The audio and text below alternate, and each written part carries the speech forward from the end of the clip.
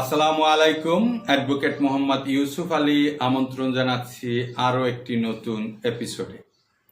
আজ আপনাদের সামনে যে বিষয়টি নিয়ে আলোচনা করব, আরজেসি তথা রেজিস্টার অফ জয়েন্ট স্টক কোম্পানির বার্ষিক রিটার্ন প্রদান সম্পর্কে। যারা উদ্যোক্তাবৃন্দ আছেন কিংবা ব্যবসায়ীবৃন্দ আছেন, তাদের রেজিস্টারকৃত লিমিটেড কোম্পানির প্রতি বছর আরজেএসসি তথা রেজিস্টার কোম্পানিতে একটি রিটার্ন প্রদান করতে হয়। তো এখন অনেকেই প্রশ্ন করেন যে আসলে বার্ষিক রিটার্নটি আমি কি কি পেপারস দেব এবং কিভাবে জমা দেব। এই বিষয়টাই আসলে আমরা এখন আপনাদের সামনে তুলে ধরব।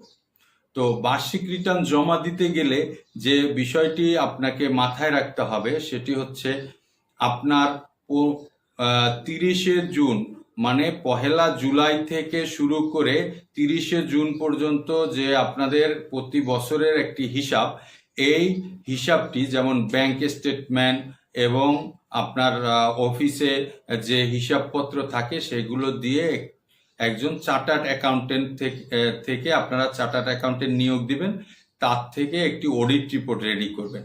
এই অডিট রিপোর্টে আপনাদের আয় ব্যয় হিসাব, লাভ লোক ক্ষতির হিসাব, এগুলো সব থাকবে উল্লেখ করা।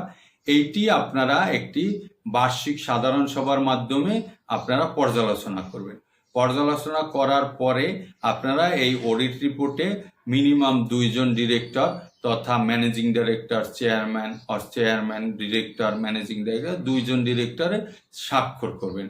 স্বাক্ষর করার পরে আপনারা এটা একটি শিডিউল 10 ফর্ম আছে, এটা আরজেসি থেকে নির্দিষ্ট করা একটি ফর্ম, শিডিউল 10 ফর্ম। এই ফর্মটি আপনারা পূরণ করবেন। এখানে আপনাদের authorize capital, paid up capital, কতজন শেয়ার হোল্ডার, তাদের নাম, ঠিকানা, বাবার নাম এবং তাদের অ্যাড্রেস দিয়ে উল্লেখ করে আপনারা এটি পূরণ করবেন। এখানে আবার সবকিছু ঠিক থাকলে মিনিমাম 2 জনের স্বাক্ষর লাগবে। লাস্ট পেজে শিডিউল 10-এ আপনার MD, chairman, MD, director, minimum 2 জনের স্বাক্ষর লাগবে।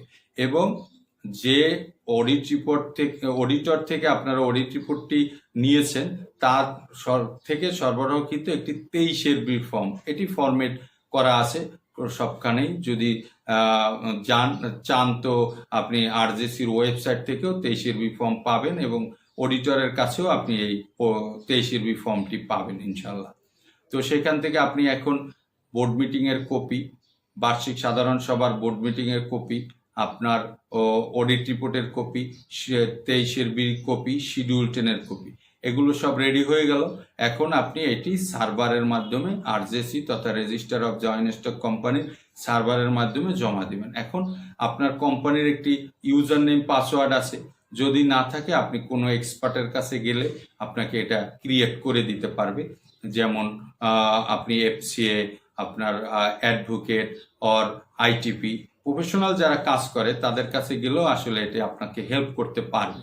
আবার আপনারা নিজেরাও করে আপনার মেইলের মাধ্যমে এটি করে ফেলতে পারবেন ইনশাল্লাহ। তো এটি আবার জমা দিবেন। জমা দিলে এখানে একটি নির্ধারিত গভর্নমেন্ট ফি আছে, এই ফি রিসিট আসবে। এই রিসিটটি আপনি এই রিসিটটি নিয়ে ব্যাংকে জমা দিবেন। আপনার কাছাকাছি যে ব্যাংক আছে, নির্ধারিত আরজেসি কর্তৃক ব্যাংক সিলেক্ট করা আছে, এখানে কাছাকাছি যে ব্যাংকটি হয় সেটি কাছাকাছি জমা দিবেন। জমা দেওয়ার পরে ব্যাংক রিসিট, সরবরাহকৃত ব্যাংক রিসিটের কপি, আপনার 23-এর বিল কপি, শিডিউল 10-এর কপি এবং মিটিংয়ের কপি অর আপনার অডিট রিপোর্টের কপি, এগুলো দিয়ে আপনি আরজেসির কাউন্টারে এটা রিসিভ করে যাবেন। রিসিভ করে দিলে আশা করি সবকিছু ঠিকঠাক থাকলে আপনার এটা নর্মালি পাস হয়ে যাবে। আর যদি কোনো পেপারসে শর্টেজ থাকে কিংবা কোথাও ভুল ত্রুটি থাকে আপনাকে মেইলের মাধ্যমে জানিয়ে দেবে আরজেসি অফিস। তো এই তো বলে দিলাম ইনশাআল্লাহ বার্ষিক রিটার্ন কিভাবে জমা দিতে হয় এবং কি কি পেপারস লাগে। তো লাইক, কমেন্ট এবং শেয়ার দিয়ে আমাদের সঙ্গে থাকবেন ইনশাআল্লাহ। আসসালামু আলাইকুম।